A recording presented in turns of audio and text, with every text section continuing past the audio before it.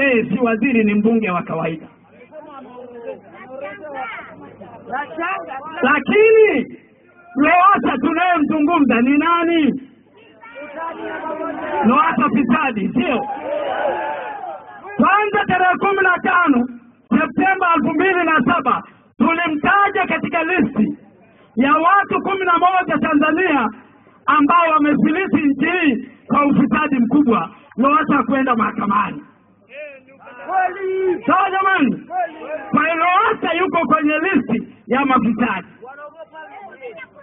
2007 Lowassa huyo baada ya kamati ya bunge akajiuzuru kwa skendo ya Richmond. Leo ana uhalali.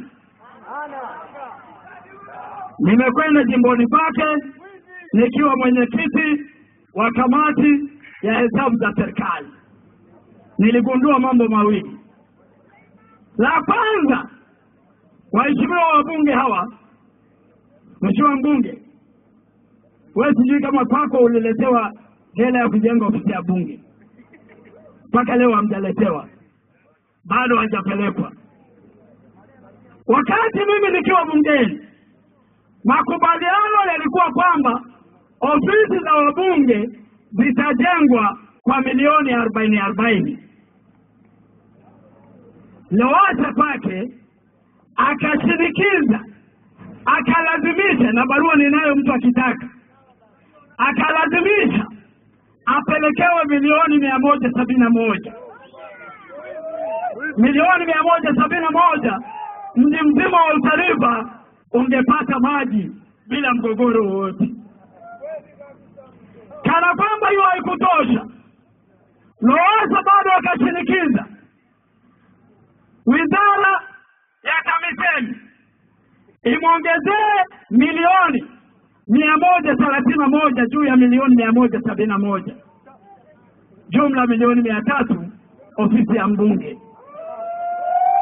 Wananchi hawana maji kule Monduli, wananchi hawana maji. Wamasai wa Monduli wanalala kwenye manyata. Barabara haziko.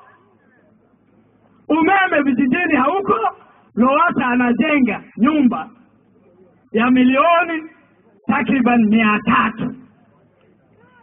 Huo ni ufisadi. Sawa jamani? La pili nililogundua, na kwa taarifa yenu, hiyo nyumba mpaka leo tangu wameshinikiza hizo hela, leo ni